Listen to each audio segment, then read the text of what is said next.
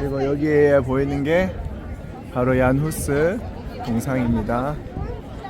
체코 가장 한가운데, 어떻게 보면 한국의 광화문처럼 제일 한가운데에 이렇게 얀 후스 상이 있는 거예요. 그러니까 체코 사람들은 어떻게 보면 이 얀 후스를 자기의 아주 큰 어떤 모델로 삼고 있는 거였죠. 이렇게 한가운데에 이렇게 얀 후스가 이렇게 있습니다.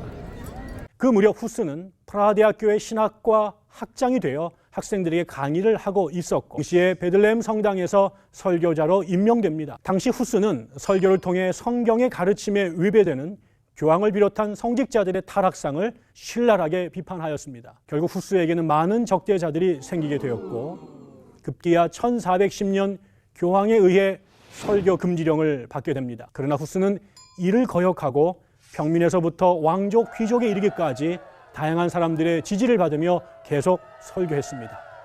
그러던 도중 1412년 교황이 십자군을 준비하면서 참여한 사람들에게 면죄부를 약속하자 후스는 이것을 강력히 비판했습니다.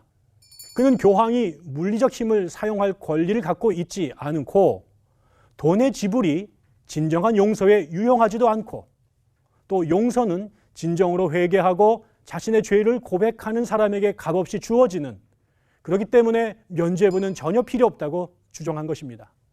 네, 안녕하세요. 저는 지금 얀 후스가 말씀을 전했던 베들레헴 채플에 와 있습니다. 그 당시에 이제 사제들은 라틴어로만 말씀을 전하게 되어 있었습니다. 그래서 사실 평민들은 하나님의 말씀을 들을 수가 없었습니다. 들어도 어떤 말을 하는지 이렇게 이해할 수 없는 그런 내용이었었는데, 여기 얀 후스는 체코어로 말씀을 전했다고 합니다. 그래서 정말 사람들이 많이 미어 터지도록 들어와서 하나님의 말씀을 들을 수 있었던, 그래서 이제 거기에 대해서 이제 여러 가지 면죄부 얘기도 하고, 또 그 당시에 교회 권력에 대해서 많은 이렇게 돈을 가지고 하는 이런 부분, 그리고 성찬식도 사람들에게 빵만 주고 포도주는 못 마시게 했던, 그렇게 했다고 합니다. 그 권력으로 다 할 수 있게끔 이제 그런 것들을 하니까 교황청에서는 이제 말씀을 못 전하게 했던 그런 곳입니다.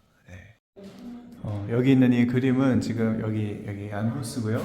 얀 후스가 콘스탄티노플에서 공의회에서 이제 출두 명령을 내립니다. 계속해서 가톨릭의 명을 이렇게 받아들이질 않으니까 와서 네가 얘기하고 싶은 의견이 뭐냐. 근데 이제 다 음모가 있었죠.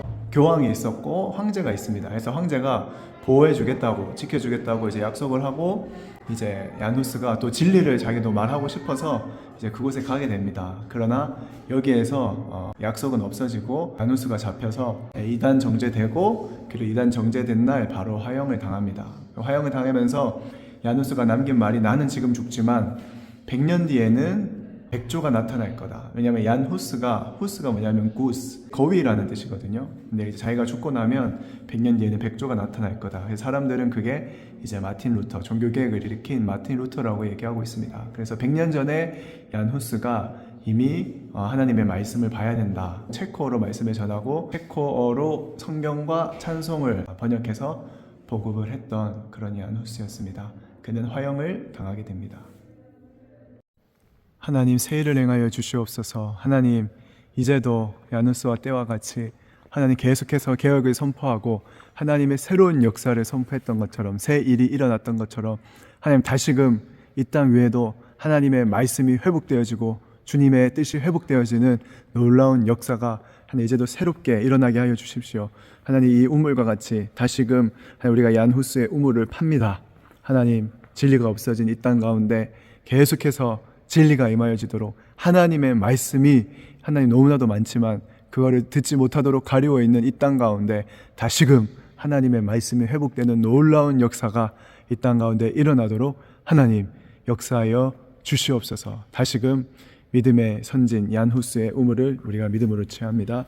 하나님, 우리 감옥 가운데 이 얀 후스의 기름을 부어 주시옵소서. 믿음으로, 생명으로, 하나님 진리로 그 사모하는 마음이 풀어질지어다. 아멘. 나는 돌파의 계절을 선포합니다. 나는 새로운 차원으로 들어갑니다. 지속적인 현실의 차원으로 들어갑니다. 내가 능력과 능력의 영으로 충만하리라 선포합니다. 내가 주님의 사명을 감당할 수 있도록 하나님 나라를 위해 열심으로 가득 차 있을 것을 선포합니다. 나는 계속해서 하나님 나라를 건설하고 확장할 것입니다. 아버지, 저는 지금 제 삶에 대한 공격적인 전환을 선포합니다. 더 이상 가만히 앉아서 숨지 않겠습니다. 하지만 나는 주님과 함께 앞으로 나아갈 것입니다. 승리의 모멘텀이 된 시작되었음을 선포합니다. 나는 선포합니다. 용서에 대한 승리, 완고한 죄에 대한 승리, 선의 저주에 대한 승리를 선포합니다. 나는 더 이상 수동적이지 않고 영으로 움직일 수 있을 것입니다.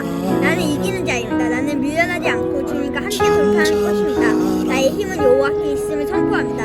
하나님으로 말미암아 내가 담을 넘을 수 있느니라. 나는 열심으로 가득 차 있을 것이라고 선포합니다.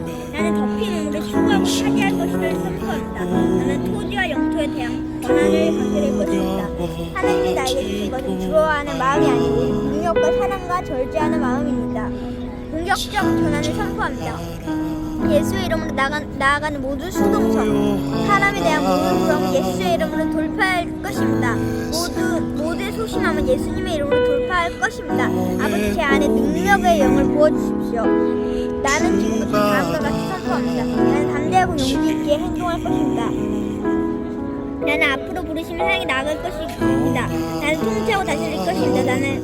내가 뱀과 동발을 짓밟을 것입니다. 그리고 나는 내 삶에서 원수의 요새를 파괴할 것입니다. 아버지, 제 안에